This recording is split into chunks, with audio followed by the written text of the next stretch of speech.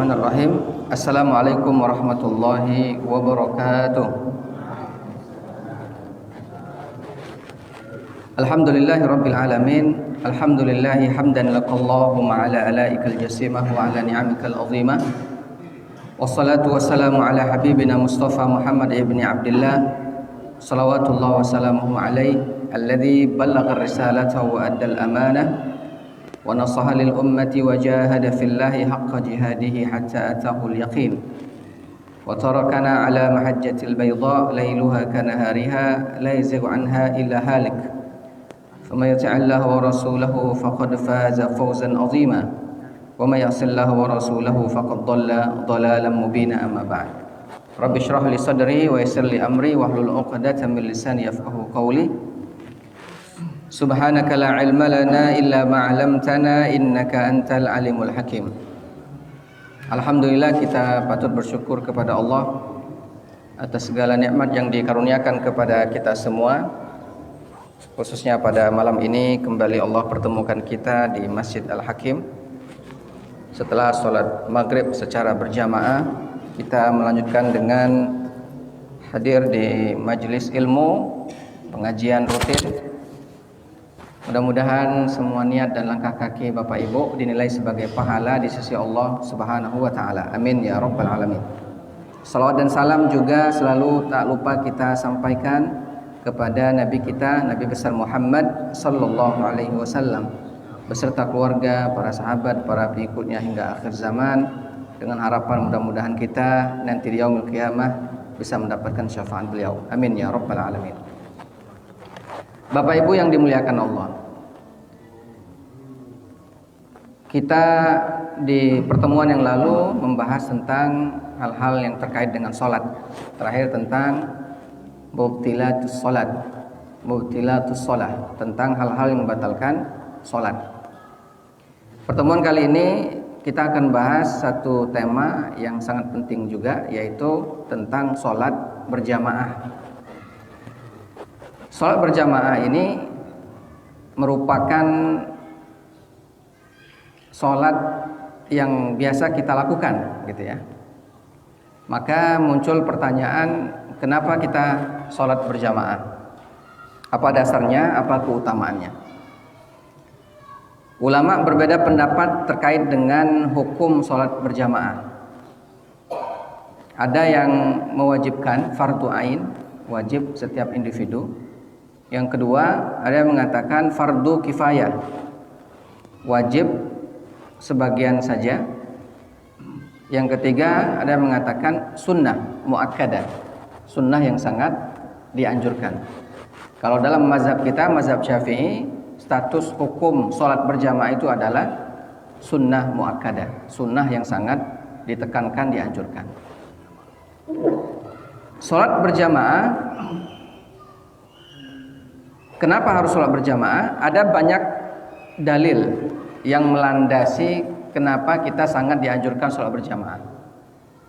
Di antaranya adalah pertama, Quran surat An-Nisa ayat 102. Allah Subhanahu wa taala berfirman, A'udzu billahi minasyaitonir rajim. Wa idza kunta fihim fa aqamta lahumus shalah. Dan apabila kamu berada di tengah-tengah mereka, di tengah para sahabatmu, lalu kamu hendak mendirikan sholat bersama-sama mereka. Ayat ini terkait dengan sholat berjamaah ketika dalam kondisi perang. Bapak Ibu bayangkan, dalam kondisi perang ada perintah untuk sholat, dan sholatnya berjamaah. Makanya ada sholat namanya sholatul khauf, sholat ketika dalam kondisi perang, dan berjamaah dilakukan. Bayangkan, dalam kondisi genting, dalam kondisi tidak menentu, gitu ya, tetap ada perintah sholat dan dilakukan secara berjamaah. Maka ulama dalam hal ini mazhab Hambali mengambil dalil ini sebagai dasar bahwa sholat berjamaah wajib. Dalam perang saja sholat jamaah, apalagi dalam kondisi normal, gitu ya. Maka mazhab Hambali mengambil dalil ini sebagai dasar wajib berjamaah. Salat khauf ini kalau kita lihat sekarang ya, terjadi misalkan di Palestina yang sedang bergejolak ya, Hamas yang sedang berperang melawan Zionis Israel, itu terlihat bagaimana mereka tetap menjaga salat dan mereka lakukan secara berjamaah. Itu satu dalilnya. Kemudian Nabi SAW ketika mengajarkan kepada para sahabatnya tentang sholat berjamaah, pertama yang beliau lakukan adalah memberi motivasi terkait dengan keutamaan sholat berjamaah. Dari Abdullah bin Umar bahwasannya Nabi SAW bersabda, "Sholatul jamaah tafdulu sholatul fardhi bi 27 darajah." Salat berjamaah lebih utama daripada salat sendiri sebanyak 27 derajat. 27 derajat. Ini menunjukkan bahwa salat berjamaah itu tinggi sekali, nilainya sampai 27 derajat. Sekali salat ya. Dikali 5 ya, dalam satu hari satu malam. Tentu banyak sekali keutamaan yang didapatkan. Ini juga yang menjadi jawaban terhadap kenapa umat-umat terdahulu umurnya panjang-panjang ratusan tahun gitu ya. Bahkan Nabi Nuh alaihissalam 950 tahun umurnya, ratusan tahun Nabi Musa umurnya, umur umatnya juga sama ratusan tahun. Tapi umatnya Nabi Muhammad SAW di bawah itu 60, 70, jarang ada yang lewat gitu ya. Padahal Nabi Muhammad SAW adalah Nabi yang utama. Kenapa umatnya justru umurnya pendek? Ternyata walau umur umatnya pendek, namun pahalanya bisa melebihi umur umat yang panjang ratusan tahun itu. Di antaranya adalah misalkan sholat berjamaah, itu hukumnya bisa 27 derajat. Apalagi kalau sholatnya di Masjidil Haram, Masjid Nabawi, Masjidil Haram 100.000, Masjid Nabawi 1.000, Masjid Al-Aqsa 500 gitu ya. Makanya ada pelipatan ganda pahala bagi umatnya Nabi Muhammad SAW, beda dengan umat-umat terdahulu. Jadi kalau dihitung-hitung ternyata umat Nabi ini walaupun pendek umurnya, pahalanya panjang, pahalanya melebihi umur umat-umat terdahulu. Apalagi kalau Lailatul Qadar ya, khairum min alfi syahr, satu malam nilainya 1000 bulan, lebih baik dari 1000 bulan dan lain sebagainya. Termasuk dalam riwayat Imam Bukhari ini, sholat berjamaah itu nilainya 27 derajat tingkatannya. Kemudian dalil ketiga, dalil dari riwayat Imam Abu Daud dari Ubay bin Ka'ab. Nabi SAW bersabda di waktu subuh ya, ketika Nabi bersama para sahabat di waktu subuh, kemudian Nabi inspeksi, ngontrol para sahabatnya. Apa kata Nabi? Asyahidun fulan, ada yang lihat si fulan? Ya ditanya, ya, ada lihat si fulan enggak? Cak tidak kata. Qalu la, para sahabat nanya, enggak tahu ya Rasulullah. Qala asyahidun fulan, tanya lagi, yang si A mana? Fulannya yang mana? Fulannya kemana? Kok enggak kelihatan? Para sahabat yang lain jawab, enggak ada. Kemudian Nabi bersabda, inna hataini salataini athqalus salawati 'alal munafiqin. Kata Nabi, sungguh dua salat ini lebih berat bagi orang-orang munafik. Walau ta'lamuna ma fihima la ataituhuma wala habwan. Andaikan mereka tahu keutamaan dari dua salat ini, pastilah mereka akan datang walaupun dengan cara merangkak-rangkak. Wa inna saffal awwal ala mithli saffil malaikah, dan saf pertama itu ya nilainya sama seperti safnya para malaikat. Walau alimtum ma fadilatuhu labtadartumuhu wa inna salatar rajul ma'ar rajul azka min salati wahdahu wa salatahu ma'ar rajulaini azka min salatihi ma'ar rajul wa ma kasura fa huwa ahabbu ila Allah taala. Makin banyak jamaah makin utama ya, makin sempurna, makin hebatlah sholat tersebut. Dua sholat itu maksudnya adalah sholat subuh dan sholat, ada yang mengatakan sholat isya, ada yang mengatakan sholat asar, gitu ya. Baik, berikutnya, step berikutnya yang Nabi lakukan adalah mengancam bagi yang meremehkan sholat berjamaah. Dalam riwayat Abu Hurairah radhiyallahu an, Nabi SAW bersabda, faqada nasan fi ba'di salawat faqala. Nabi melihat bahwa ada beberapa orang yang tak kelihatan dalam ibadah sholat. Ada beberapa orang yang tak kelihatan. Kemudian Nabi bersabda, laqad hamamtu an amura rajulan yusalli bin nas thumma ukhalifa ila rijalin yatakhallafuna anha fa amura bihim fa yuharriqu alaihim bihuzamil hatab buyutahum. Aku memerintahkan di antara orang ini untuk memimpin sholat, mengganti beliau maksudnya. Kemudian saya akan menginfeksi satu-satu rumah, dan saya akan perintahkan kepada seseorang untuk mengumpulkan kayu bakar dan untuk membakar rumah-rumah orang yang tidak sholat berjamaah. Walau alima ahaduhum annahu yajidu azaman saminan la syahidaha. Andaikan salah seorang dari mereka mengetahui bahwa ia mendapati tulang yang gemuk alias daging, pastilah ia akan menghadirinya. Yang dimaksud adalah sholat isya berjamaah. Dalam hadis yang lain Nabi bersabda, an Usama bin Zaid qala, dari Usama bin Zaid, Nabi SAW bersabda, la yantahiyanna rijalun an tarkil jama'ah aw la uharriqanna buyutahum. Hendaklah mereka berhenti tidak sholat berjamaah, atau aku akan membakar rumah mereka. Maksudnya, jadilah ada sholat berjamaah, kaget aku bakar rumahnya, kan gitu.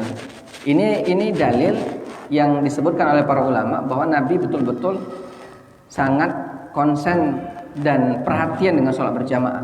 Nabi tidak pernah bakar rumah orang, ya, tidak pernah bakar langsung rumah orang yang tidak sholat. Tapi ini menjadi warning, menjadi peringatan keras kepada orang kalau tidak sholat berjamaah. Maka Nabi mengingatkan, bahkan sampai kepada istilahnya mengancam untuk dibakar rumahnya. Mazhab Hambali jelas ini menjadi dalil bahwa sholat berjamaah wajib. Tapi dalam mazhab Syafi'i, maka sholat berjamaah itu bukan sunnah biasa, tapi sunnah muakkad, sunnah yang sangat dianjurkan. Nah, sekarang apa keutamaan sholat berjamaah itu? Pertama, sholat berjamaah itu pahalanya berlipat ganda. Ya, pahalanya berlipat ganda. Tadi sudah disebut berapa derajat? 27 derajat dibandingkan dengan sholat sendirian. Yang kedua, Allah Subhanahu wa taala menjaga orang yang melaksanakan sholat berjamaah dari setan. Jadi orang yang berjamaah sholat itu, setan akan takut, dia akan menjauhi orang yang rajin sholat berjamaah. Dalilnya apa? Dalilnya dari hadis riwayat Ahmad ibn Hanbal. Rasulullah SAW bersabda, inna syaitana dhi'bul insan. Sesungguhnya setan itu bagi manusia seperti serigala bagi kambing. Kaza' bil ghanam ya'khudhu syatal qasiyah. Serigala menangkap kambing yang memisahkan diri dari gerombolannya. Wan nahiyata fa iyyakum wasyi'ab wa 'alaikum bil jamaah. Ya, jadi kambing yang sendirian, kambing yang memisahkan dirinya dari gerombolannya itu akan cepat dimangsa oleh serigala. Begitupun manusia, ketika dia jarang atau menghindar dari jamaah, maka ini menjadi sasaran empuk setan untuk digoda, untuk dibisikkan hal-hal negatif. Maka Nabi bersabda, fa iyyakum wasyi'ab wa 'alaikum bil jamaah. Maka hendaklah kamu berjamaah dan jangan memisahkan diri dari berjamaah. Wal amati wal masjid, bersama orang-orang yang senantiasa memakmurkan masjid. Nah, gitu ya. Ma min thalathatin fi qaryatin wala badwin wala tuqamu fihim as-salatu wa illa qad istahwadha 'alaihim syaitan fa 'alaika bil jamaah fa innama ya'kulu dhi'bu al-qasiyata. Kalau ada orang bertiga di satu tempat, satu daerah, satu desa, maka dirikanlah sholat berjamaah. Kalau tidak, maka sekampung itu akan dikuasai oleh setan. Makanya banyak orang kesetanan. Karena di kampung itu sholat jamaahnya sepi. Sekarang ini ada fenomena yang berbeda ya. Kalau dulu kan di kampung-kampung tuh ramai sholat jamaahnya. Yang di kota yang sepi masjidnya, jamaahnya sepi. Nah kalau sekarang lah agak sudah berbeda. Di kampung itu, kalau bapak ibu balik ke dusun, masjid-masjid sepi dari jamaah. Tapi di kota-kota, masya Allah, kayak di masjid kita Al-Hakim ini, sholatnya ramai luar biasa berjamaah. Maghrib, isya ya, sampai lebih dari setengah jamaah, luar biasa. Fenomena yang terjadi sekarang kan terbalik. Di dusun mulai jarang yang sholat, malah maksiat sangat merebak di sana ya, narkoba dan lain sebagainya. Kita miris sebenarnya. Nah, kata Nabi SAW, kalau orang sholat jamaahnya nggak ada, maka setan akan menguasai daerah tersebut. Yang ketiga, sholat berjamaah itu akan menjadi semakin banyak pahalanya ketika semakin banyak orang yang sholat gitu. Maka makin banyak jamaah makin bagus, makin besar pahalanya, sebagaimana riwayat dari Imam Abu Daud. Kemudian yang keempat, dijauhkan dari azab neraka dan dijauhkan dari sifat munafik. Rasulullah SAW bersabda, man shalla lillahi arba'ina yawman fi jama'ati yudriku takbiratul ula kutibat lahu bara'atani, bara'atu minan nar, bara'atu minan nifaq. Kalau ada orang sholat berjamaah selama 40 hari tidak ketinggalan takbiratul ihram, maka Allah akan jaga dia dari dua hal. Satu, dari munafik, nifak ya, dari sifat munafik. Yang kedua, dia akan dijauhkan dari api neraka 40 hari. Makanya kalau ada umroh, ada istilahnya umroh 40 hari ya, 40 waktu sholat. Kenapa? Maksudnya adalah sholat berjamaah 40 waktu atau 40 hari, tidak meninggalkan sholat berjamaah, alias tidak ketinggalan takbiratul ihram. Ada ulama itu yang tidak meninggalkan takbiratul ihram selama puluhan tahun, tidak ketinggalan takbiratul ihram bersama imam. Berarti sholatnya tepat waktu. Baik, yang kelima, siapa yang melaksanakan sholat subuh berjamaah, maka akan Allah lindungi sampai petang hari. Subuh sampai petang Allah akan lindungi. Man shollas subha fahuwa fi zimmatillah. Barang siapa yang sholat subuh berjamaah, Allah jaga, Allah akan memberikan penjagaan buat dirinya sampai malam, sampai sore ya. Hadis riwayat Imam Muslim. Yang keenam, mendapatkan pahala haji dan umroh. Berdasarkan riwayat Imam Anas bin Malik, Rasulullah SAW bersabda, man shallal ghadata fi jama'atin thumma qa'ada yadhkurullah hatta tatlu'u syams thumma shalla rak'atain kana lahu ka ajri hajjatin wa umrah. Yang sholat subuh berjamaah, kemudian nunggu berzikir atau mendengar kajian ya, entah pokoknya beribadah sampai terbit matahari, kemudian dia sholat 2 rakaat, maka dia dapat pahala seperti haji dan umroh. Maksudnya adalah sholat sunnah isyraq. Kalau kita habis sholat subuh berhenti, duduk kemudian zikir, ngaji Quran sampai waktu isyraq, sholat sunnah 2 rakaat, itu pahalanya seperti haji dan umrah. Pahalanya. Jangan balik dari situ tak panggil Pak Haji, jangan tak panggil Bu Haja, panggil aku Haji. Apa? 2 rakaat barusan. Yang ketujuh, balasan sholat isya dan sholat subuh berjamaah. Berdasarkan hadis riwayat Utsman bin Affan, Rasulullah SAW bersabda, man shallal isya fi jama'atin fa ka'annama qama nisfal lail. Barang siapa yang sholat isya berjamaah, nanti ya sholat isya berjamaah, maka dia seperti sholat selama setengah malam. Seperti sholat setengah malam.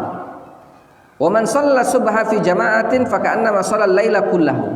Barang siapa yang sholat subuh secara berjamaah, maka dia seperti sholat malam sepanjang malam.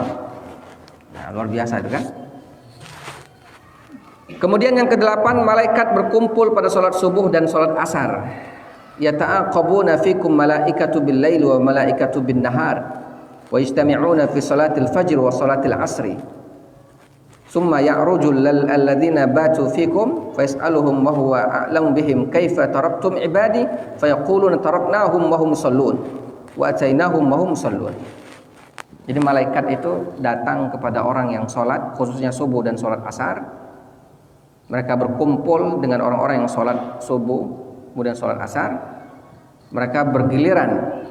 Ketika yang ini pergi, ditanya, lagi ngapain hamba-hamba Allah itu? Mereka mengatakan sedang sholat. Kemudian di waktu asar sama, lagi ngapain hamba-hamba Allah? Lagi sholat. Waktu subuh juga sama. Menunjukkan bahwa Allah Subhanahu wa ta'ala memberikan keistimewaan bagi mereka yang sholat berjamaah. Malaikat hadir Bapak Ibu waktu sholat berjamaah. Makanya kalau kita mengaminkan Al-Fatihahnya makmum, Al-Fatihahnya imam, maka Allah akan ampuni dosa-dosa kita. Barang siapa yang aminnya berbarengan dengan aminnya para malaikat, ghufira lahu ma taqaddama min dzanbi. Barang siapa yang aminnya barengan dengan aminnya malaikat ketika ghairil maghdubi alaihim waladdallin, amin barang malaikat, maka dosa-dosanya diampuni oleh Allah Subhanahu wa taala.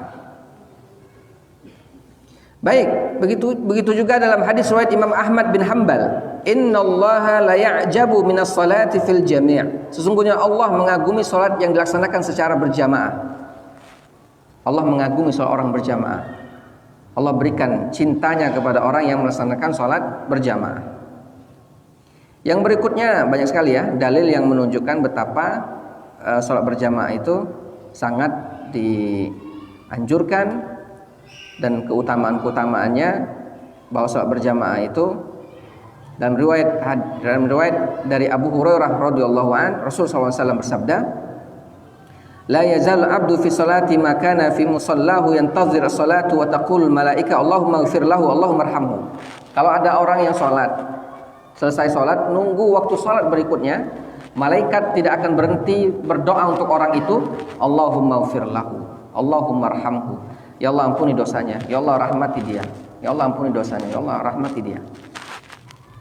Tak pernah berhenti selama orang itu nunggu waktu sholat berjamaah berikutnya. Seperti ini nih contohnya. Sholat maghrib sudah nih berjamaah selesai. Nanti kan nunggu isya nih.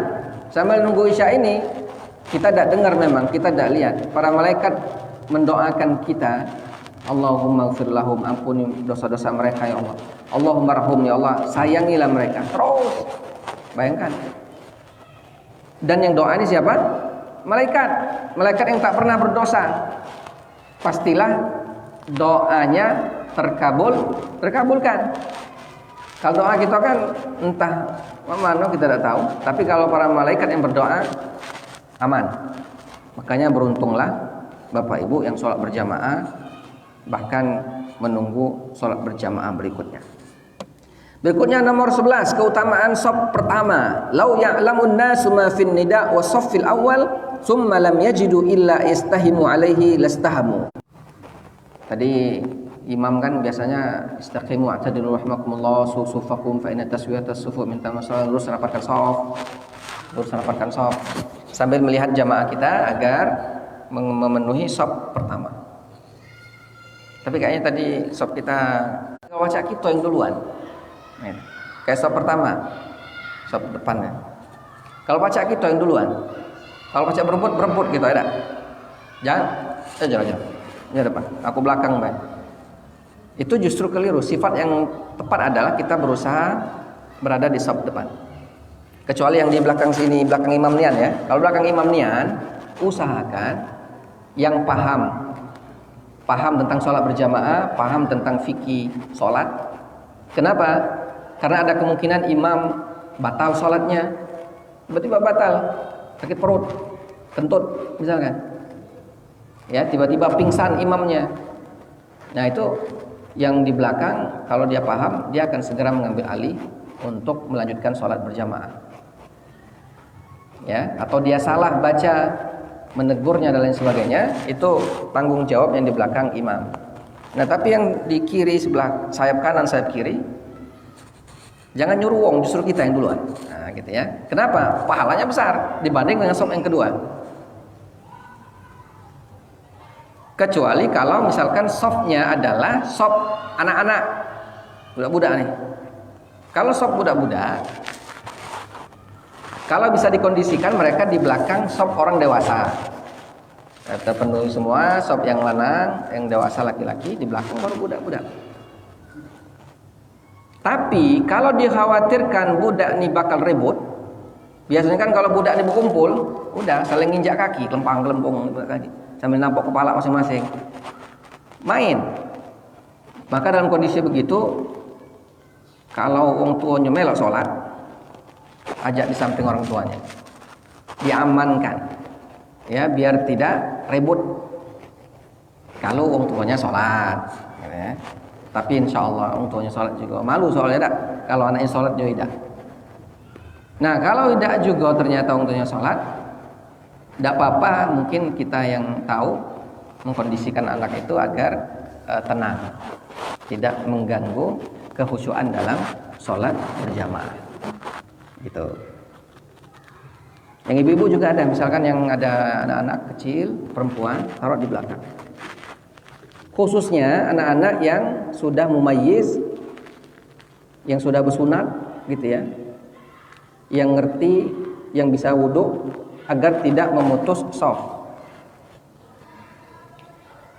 Kenapa? Karena tadi biar shafnya terjaga dan memang orang-orangnya suci dalam kondisi yang tidak berhadas, sehingga shafnya sempurna.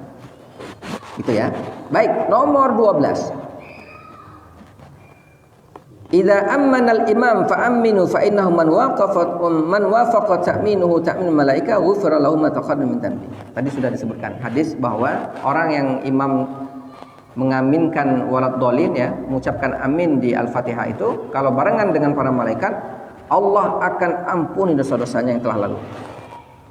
Kemudian yang terakhir dari Abu Hurairah radhiyallahu an, Nabi SAW bersabda, "Lau ya'lamun nas ma fin nida' wa saffil awal, walau ya'lamu ma fi tahjir lastabaqu ilaihi, walau ya'lamuna fil atamati wa subhi la atauhuma walau habwan."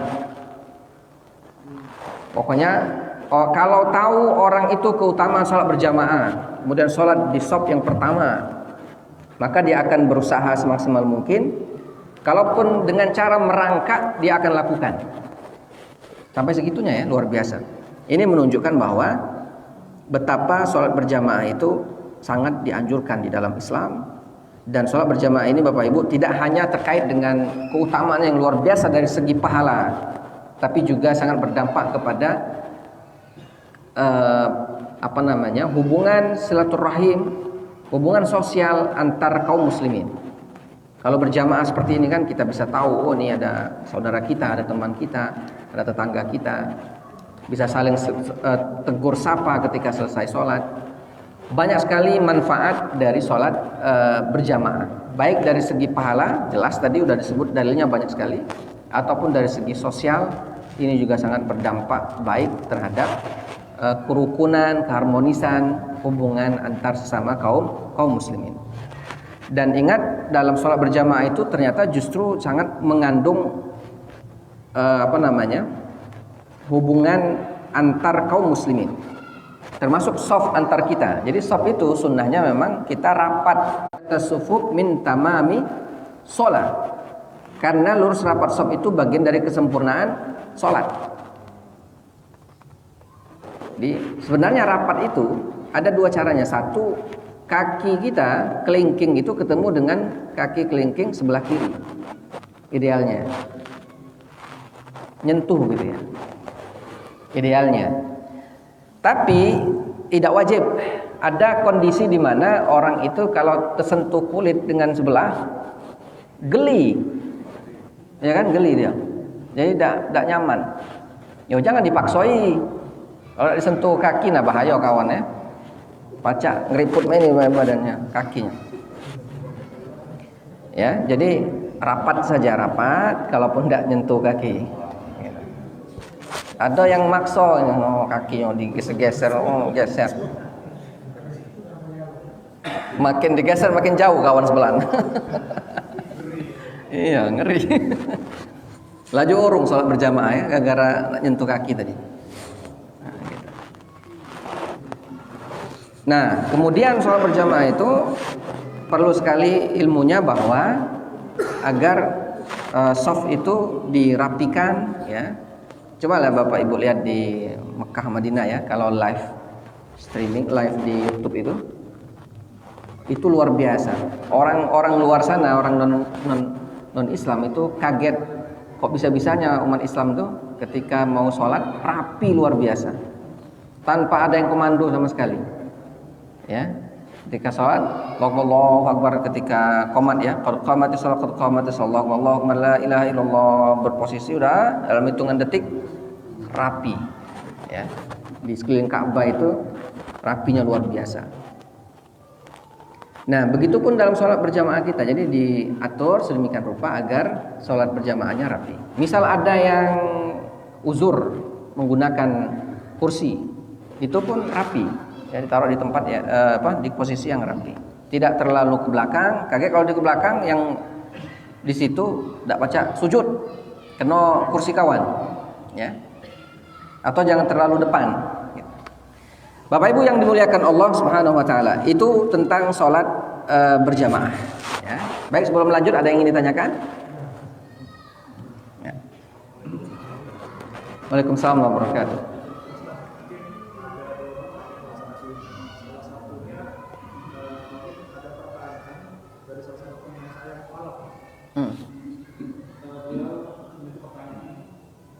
Beliau ini rajin sholat berjamaah masjid.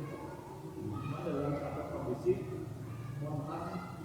beliau ini belum sunat. Itu apakah sholatnya sah atau tidak? Yang pertama. Yang kedua, bagaimana dalam satu saat atau satu sholat yang berjamaah ada makmum yang tidak mengikuti imam. Misalnya pada saat sholat subuh, imam membaca doa qunut, si makmum tidak ikut membaca. Bagaimana hukumnya? Ya.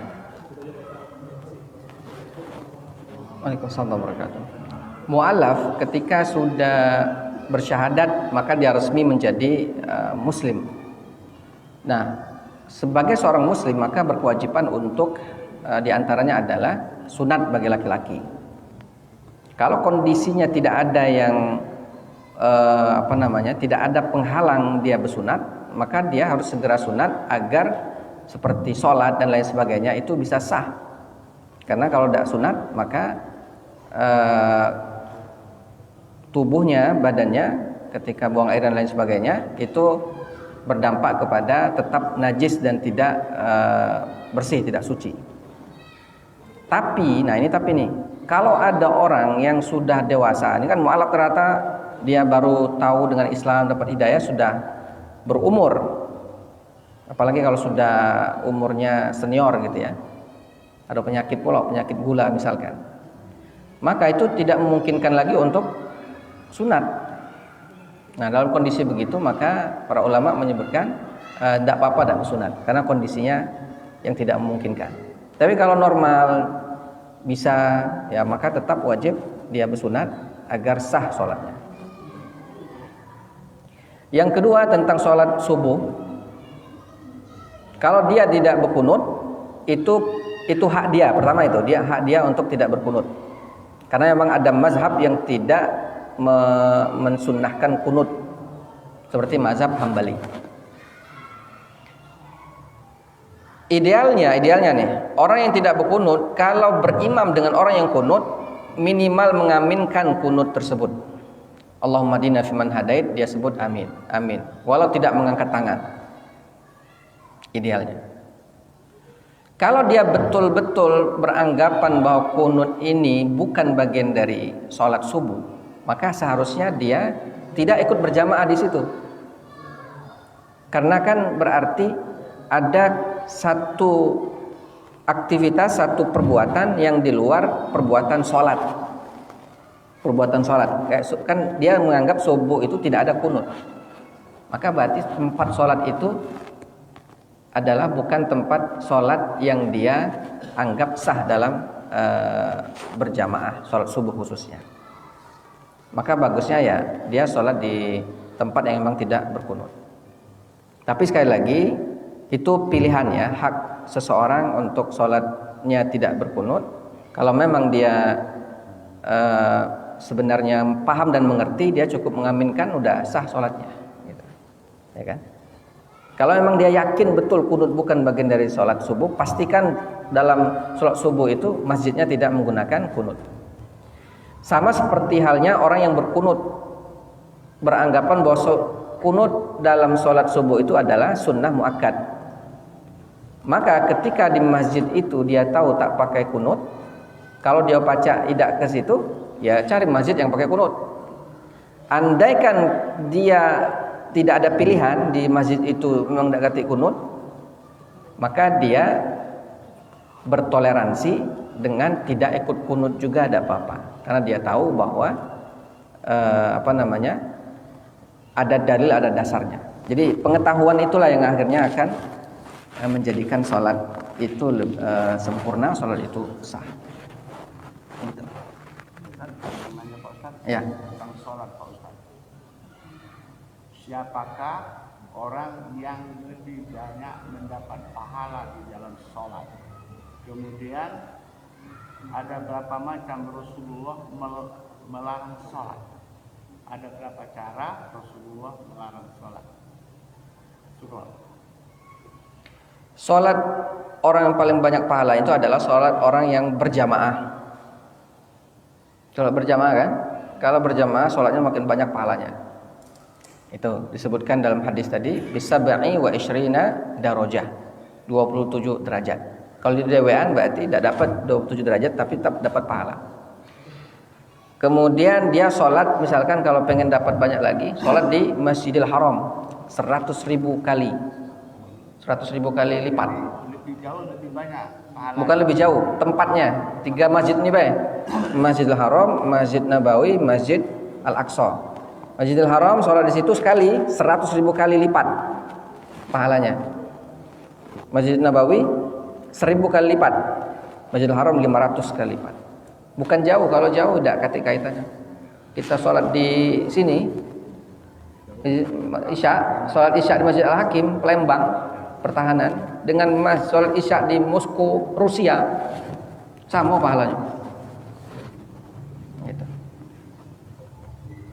Ada lagi? Nomor 2 Pak Ustaz. Ya. Nomor 2 Pak Ustaz. Ada berapa cara Rasulullah melarang sholat? Singkat aja. Sholat yang dilarang itu adalah sholat di waktu-waktu yang terlarang. Ketika matahari terbenam, ketika matahari terbit, itu dilarang sholat, nggak boleh.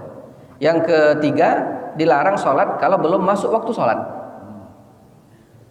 Nah, sholat isya sekarang nggak boleh karena belum azan isya. Itu Pak ya. Nah, apa? Kalau Ustaznya katanya wanita itu sholat itu lebih utama sholat di rumah. Kemudian kalau yang laki-laki lebih utama sholat berjamaah.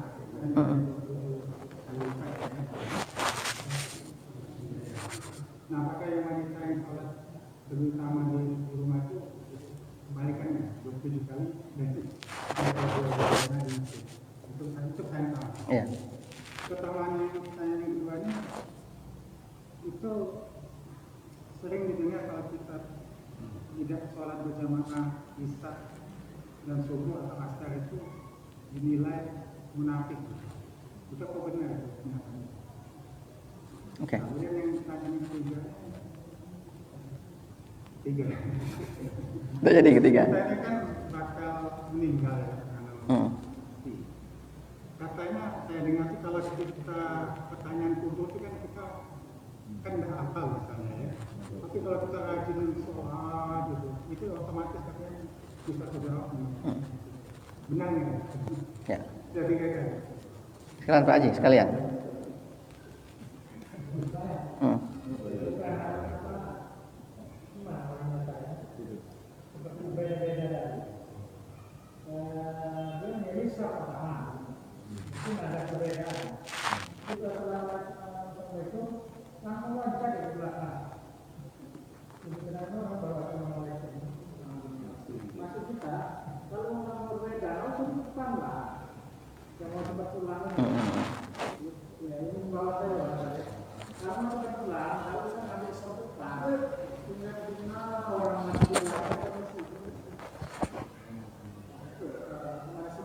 Ya, baik.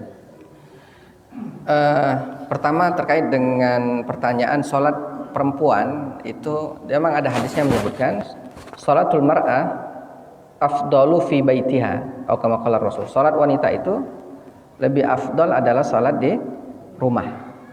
Sholat di tempat yang lebih kecil dan tak terlihat lebih afdal dibandingkan sholat di rumah. Artinya semakin tidak terlihat itu semakin afdal. Bentuk hadisnya, redaksi hadisnya begitu. Kemudian para ulama memberikan penjelasan apa maksud hadis ini. Maksud hadis ini adalah ketika seorang wanita sholatnya itu akan terjadi fitnah jika mereka sholatnya berjamaah keluar dari rumah berjamaah di masjid. Maka sholat di rumah lebih afdal. Ya.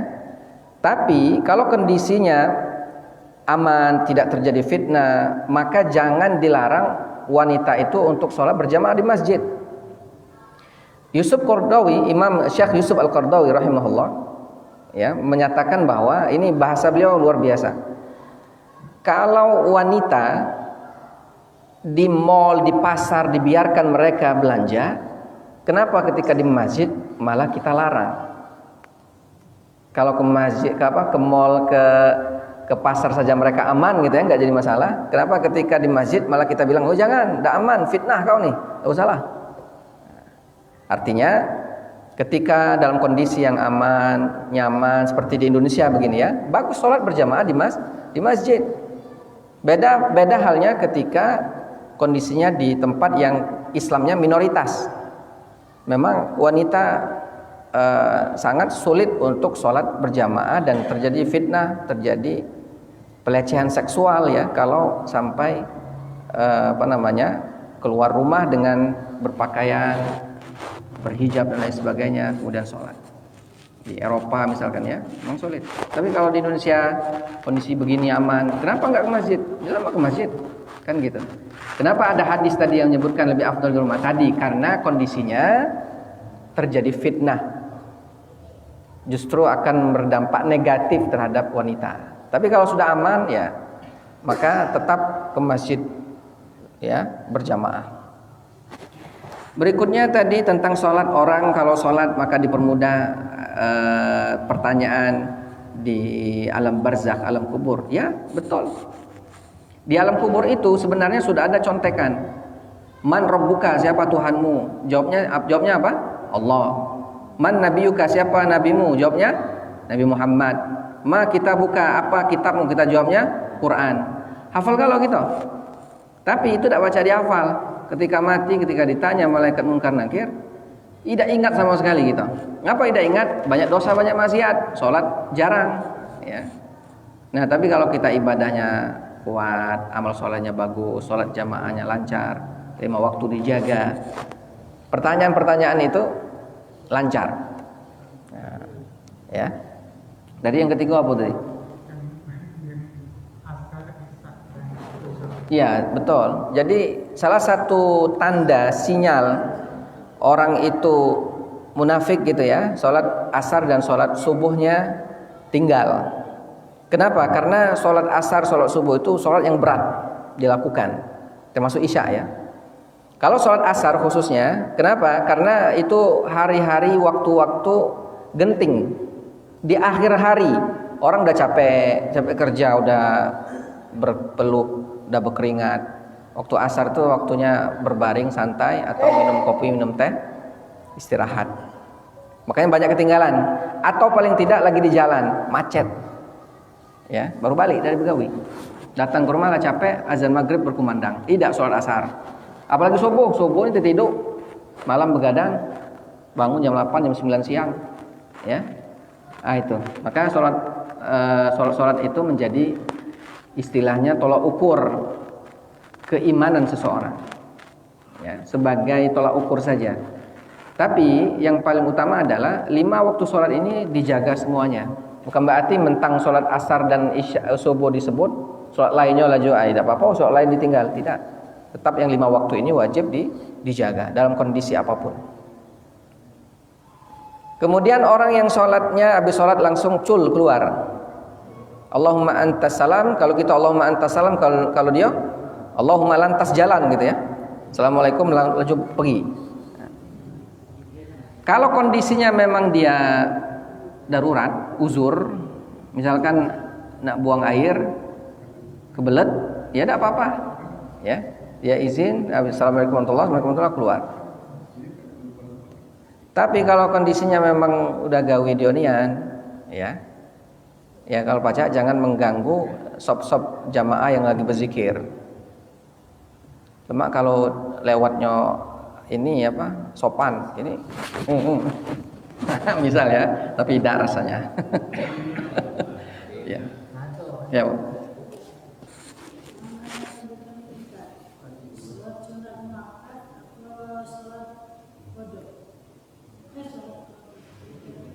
Salat qada. Iya. Salat qada lebih utama. Salat qada lebih utama. Salat yang wajib di qada itu utama dibandingkan dengan sholat sunnah muakkad. Lebih utama lagi qada jalan, sunnah muakkadnya dijalankan. Gitu. Tapi kalau dilihat dari segi hukum, yang sholat wajib ini, yang qada ini yang didahulukan. Ya. Maka baru sholat sunnah muakkad tadi. Gitu. Allahu a'lam. Ada lagi? Ya.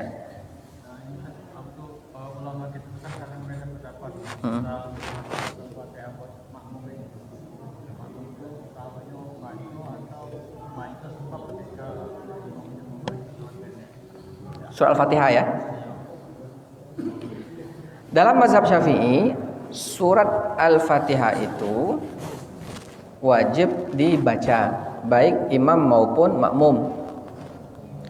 Ketika imam baca Al-Fatihah kita dengarkan. Setelah waladhdallin kita aminkan bareng-bareng. Ketika itu langsung imam diam kan sejenak untuk melanjutkan bacaan surat pendek atau ayat-ayat lain. Jedah antara amin Al-Fatihah dengan bacaan ayat itu kita manfaatkan untuk baca surah Al-Fatihah. Amin kita bismillahirrahmanirrahim. Alhamdulillah baca Al-Fatihah. Momen jeda dikit itu selesaikan Al-Fatihahnya. Walaupun mungkin ketika baru setengah Al-Fatihah imamnya sudah baca ayat, baca surat lain, tidak apa-apa. Kita lanjutkan Al-Fatihahnya sampai habis, baru lanjut dengar bacaan imam. La salata liman lam yaqra bi Fatihatil kitab. Tak sah salat kalau tak baca surat Al-Fatihah. Dalam mazhab kita tak cukup hanya mendengar imam, tapi kita pun wajib baca Al-Fatihah dalam setiap rakaat. Jadi baca dulu Al-Fatihahnya baru dengarkan bacaan imam. Gitu ya. Kecuali satu kondisi, kalau masbuknya udah telat datang, imam lah sudah fi jidha hablum mim masad, Allahu akbar kita kan. Kalau masih ada 1-2 ayat yang dibaca kita tahu, dapat kita baca Al-Fatihah langsung. Enggak usah lagi iftitah ya, langsung saja Al-Fatihah. Kalau memang udah fi jidha hablum mim masad, Allahu akbar, maka setelah takbiratul ihram enggak perlu baca Al-Fatihah, langsung kita rukuk bersama dengan imam biar dapat rakaat tersebut. Kalau kondisi normal tetap baca Al-Fatihah.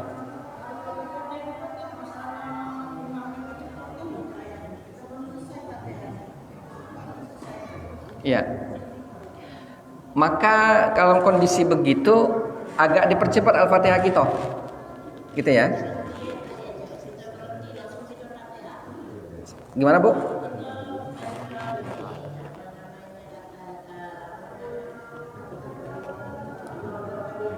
Iftitah.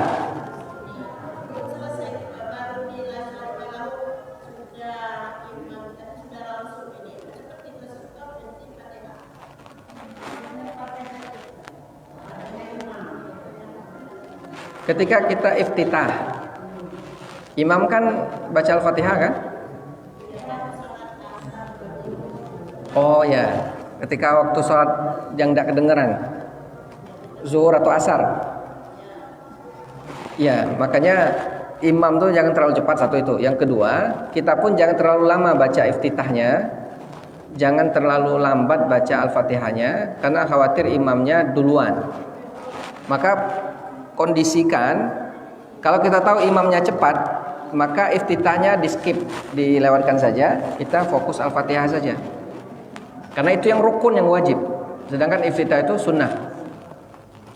Maka kalau sudah lihat imam lah mau ruku, kita baru ayat keempat surah Al-Fatihah, iyyaka na'budu wa iyyaka nasta'in, maka agak dicepatkan biar selesai cepat, sehingga kita bisa ruku bersama imam.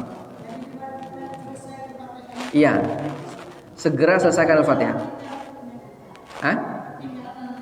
Ya makanya dipercepat tadi sehingga ruku itu bersama dengan imam. Kalau diawali takbiratul ihram bersama dengan imam tidak masalah, agak telat dikit. Yang penting Al-Fatihahnya selesai. Gitu. Kecuali kalau datangnya memang kita sudah telat niat.